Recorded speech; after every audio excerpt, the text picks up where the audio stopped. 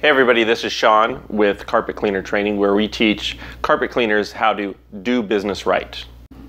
Today we're talking about the 10 things that are killing your business. Now I'm going to try to get through all 10 today, but I've got 20 minutes and it's a lot to cover, so if I can't get through them all, we'll go ahead and split it into two, and I'll do two sections of this. But we're going to talk about these 10 things that are killing your business, as this is literally your business will be a slow descending death if you do some or maybe all of these, which I guarantee you all of them at some time I have done.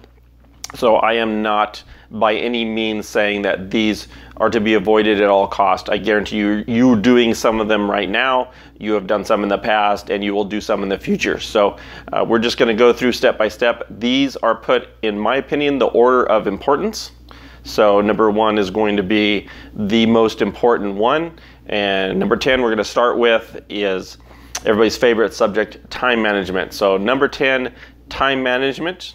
So what does it mean, time management? So if we're on the truck, and many of you guys I know are on the truck currently as an owner-operator. So time management for you, typical day, you know, you're booked solid. We go from 8 o'clock in the morning till 5 and we're done and we're tired and we're pretty much wiped out when we get done. So the time management for the work section of this as a technician, very easy. We just book out our work and go. But what happens after the work's done? So we've got invoices, we've got checks, we've got things that need to be done, we've got marketing, we've got any number of things that need to be done in our off work hours. So when we get home at 5, we're not done. So we might work for 8 hours and then realize, okay, we've got another 2 hours that we need to work. And that becomes a problem with time management. So again, easy to block our time during the day. It's already blocked out. The jobs are done, we know how to do them and get them done in a timely manner. So what we do forget to do as business owners is to now block our time for those other tasks. So it may involve blocking time out of your work day. So you may have to block a half a day off of not being out in the field to be able to get everything done that you need to do as far as marketing and get all your paperwork done and do the banking and do the billing, and do all of those other things that need to be finished, and you don't have the time to do it. So many of our, if we're married, our wives don't want us to work for 9 hours after we get home to get this all done. They want time to have with us, and we want time with our kids as well. So blocking this time out is crucial to a successful business and a successful home life and family life as well. So you can't just say, oh, I'm just going to work all the time, because we all know that doesn't work. You're going to be burned out and it's just not going to last. So time management is that thing that is kind of up in there. How do we do it? And we do it by blocking the time. So if you have time for marketing, you block it in your schedule, you put it there, and you make sure it gets done in that time, and nothing interferes with that. Your wife knows, your kid knows that dad or mom is occupied doing marketing right now. It is work time, and it doesn't always work very well. I know my kids don't function that way. When dad's home.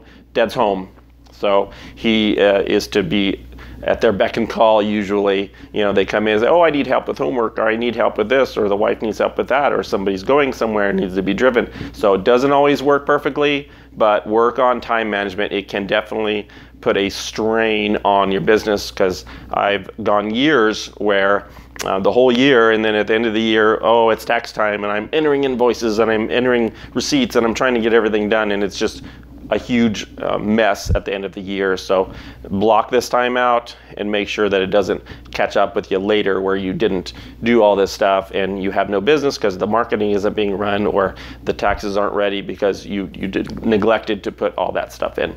Okay, so number 9 is saying yes to everything. So this may sound strange. I want to say yes to every business that comes my way. So the small apartment that has 3 bachelors in it, that it's a complete disaster mess when you go in there, and it's just 1 bedroom and it's a minimum charge. They want it cleaned last minute.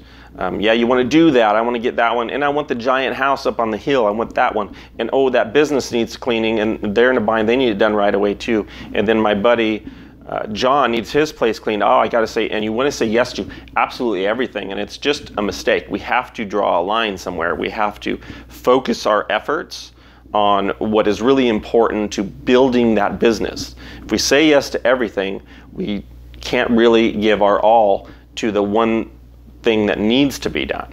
So what's important is picking that niche, and we'll talk about this later up on the list. How do we what is most important with who do we service?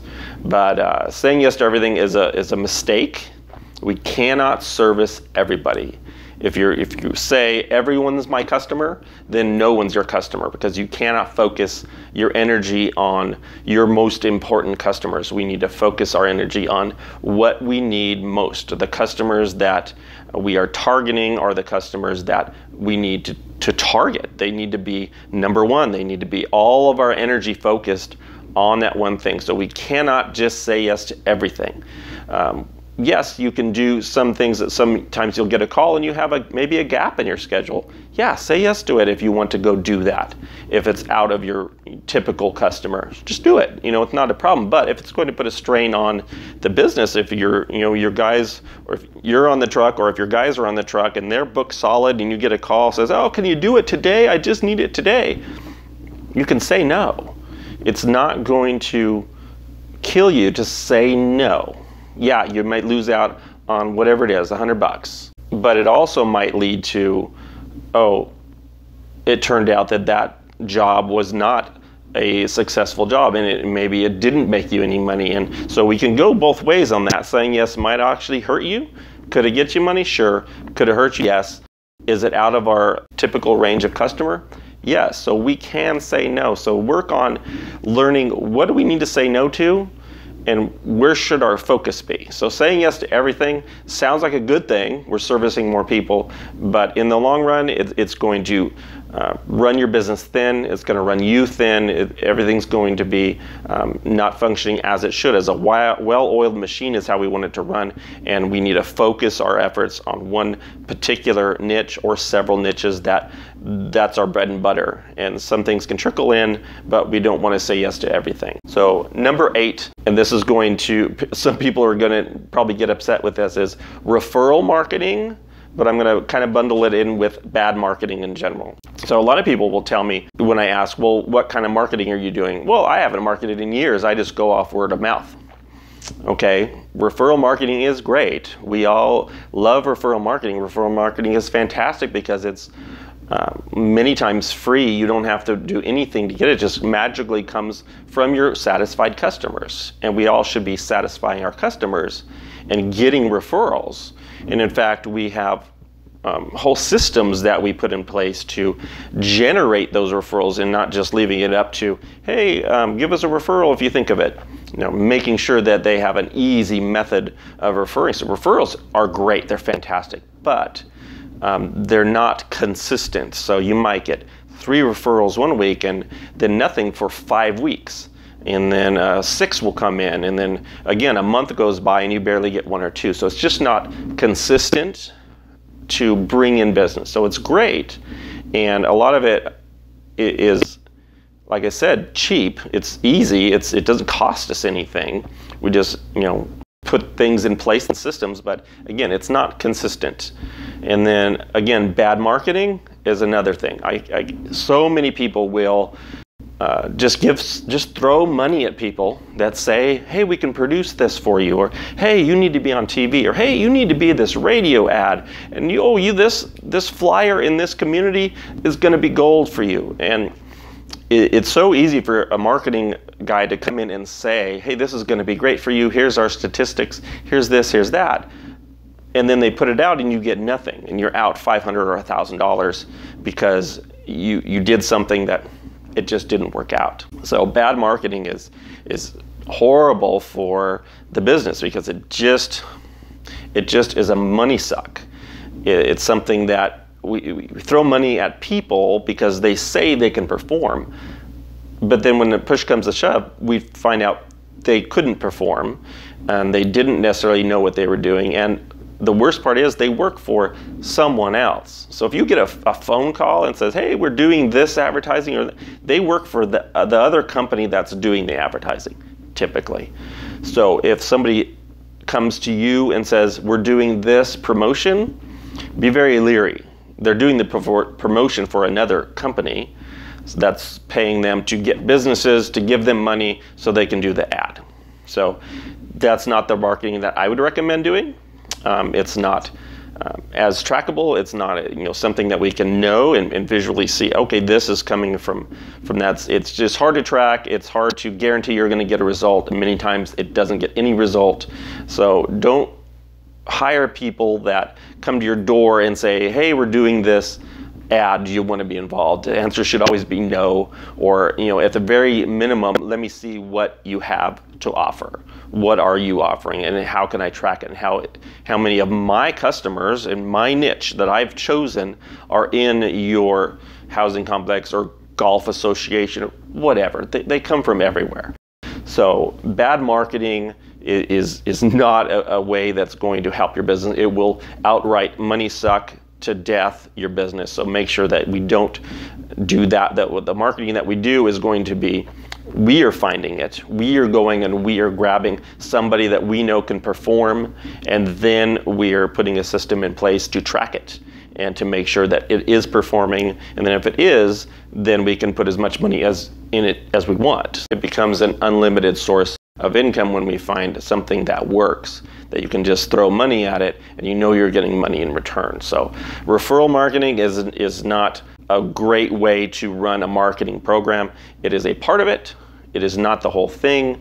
And so if you're saying, oh, I never market, I just go off referrals, that's not marketing. We need to get you into a system of marketing that is going to be consistent for you to bring in. If you need 50, if you need 30, if you need 10 clients, I just put this amount of money in, I get this amount of money out, or this many jobs out. All right, so number 7 is hiring the wrong people. Now I know a lot of you are just, I don't have anybody hired, I'm just on the truck doing it myself, and that's fine. I'd like to see you get off the truck, and that's going to involve hiring the right people. So when I say hiring the wrong people, any warm body counts, and many times what happens is we get in a bind.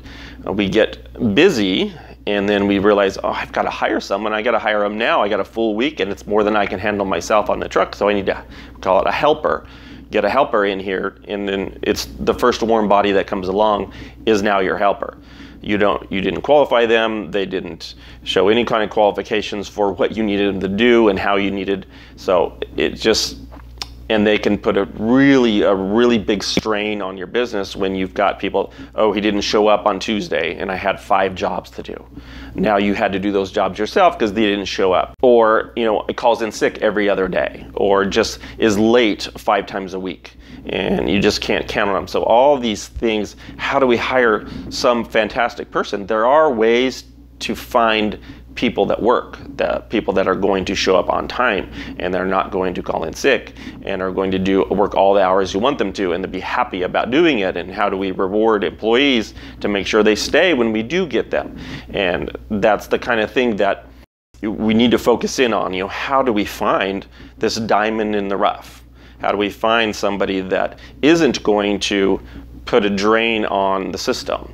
And finding one is one thing, but finding 2 or 3 or 4, how do we do that? And basically what we need is to create a system for finding these people, for putting a want ad together that attracts people to your particular business, and setting up your business in a manner that it attracts people to work there. They want to work with you. And you think, well, who wants to be just working in a carpet cleaner company? But there's ways to make your business attractive to certain types of people. So that's what we show you in our system, is how to attract the right type of person, how to train them, how to do it in a manner that wants them to stay. And not having the right people, we all know that is a certain a recipe for disaster in a business, because then no one's happy. The technician's not happy, your customer's not happy, no one's happy. So make sure that we have a system in place to make sure we get the best employees possible. So it's looking like we're just about out of time, so I'm going to cover one more and we'll split this into two pieces. Number 6 is wearing all the hats in your business. So that means you're the technician, you're the marketer, you're the social media person, you are the accountant, you're everyone. That is a recipe for quickly burning out.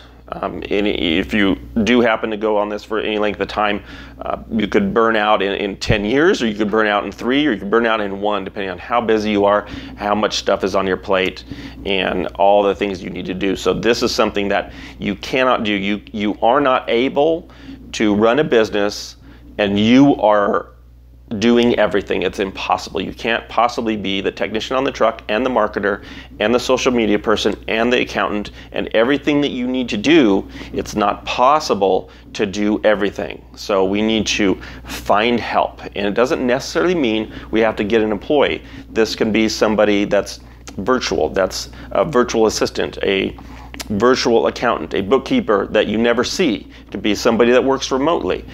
But you need to get somebody to help, and it could be just short-term stuff. Hey, I need you to do my bookkeeping. Okay, it doesn't have to be expensive. It could be under $100 a month.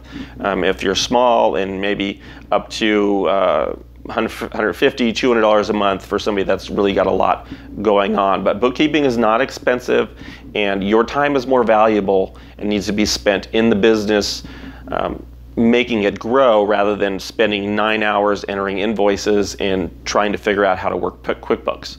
So another thing is, it ties in with marketing. If you're not good at marketing, if you're not good at writing copy for marketing, hand it to somebody that you trust that's good. And we do, in our program, we do teach how to hire VAs and what to look for and how to find good people for that. So you can't possibly wear all the hats. So that is the next thing, the number 6 of what's killing your business, is you trying to do absolutely everything. You cannot do it. It's impossible. So don't try. I've tried for many, many years to try to do everything, and it does not work. I've met many businesses that are struggling and failing because they refuse to get help. They don't trust anybody. They have trust issues. Nobody does what I need them to do. Nobody does it as good as me. All those little things that we say to ourselves, that I have to do this myself. But I guarantee you, if you're a fantastic carpet cleaner, you are not a fantastic marketer. You're not a fantastic bookkeeper. You're not a fantastic anything else. You're a technician for carpet cleaning, and you're good at that. So we're not good at everything. Just I'm not, you're not, nobody is. Nobody can be good at everything. So know what your limits are, and then hire out those tasks that you may sit down at your computer and spend 9 hours doing something where someone else could do it in 2 and be done. And you paid them, I don't know, $20 an hour. You paid them $40 to do 9 hours of your labor. So would you rather work 9 hours or pay someone $40? And that 9 hours that you spent could be out doing something else, making money for the business. You know, you do one job and made $300 and you did it in 3 hours. Is it worth it to spend 9 hours on your computer? Just know your limitations. Hire out the things that you aren't good at. Are you good at running Google ads? Then do it yourself. But if you're not, pay someone to do it. There's a plethora of people out there that are very good at what they do, running ads, doing bookkeeping, whatever it is. So stop wearing all the hats. It's going to burn you out, and you're not even going to want the business anymore after a certain period of time of trying to do everything in the business. All right, so that's where we're going to cut it off here, and we'll go to a part 2. We're going to cover the top 5 things that are killing your business, and these are all big ones. So make sure you subscribe, and hit the bell so you're notified when all our next videos come out so you don't miss anything. We're going to be covering a lot of topics and how to build and grow your business. If you're interested in possibly working with us, you can find more information at carpetcleanertraining.com, and we'll make sure that we get in contact with you and see if it's a good fit for you to work with us directly. Other than that, we'll see you next week.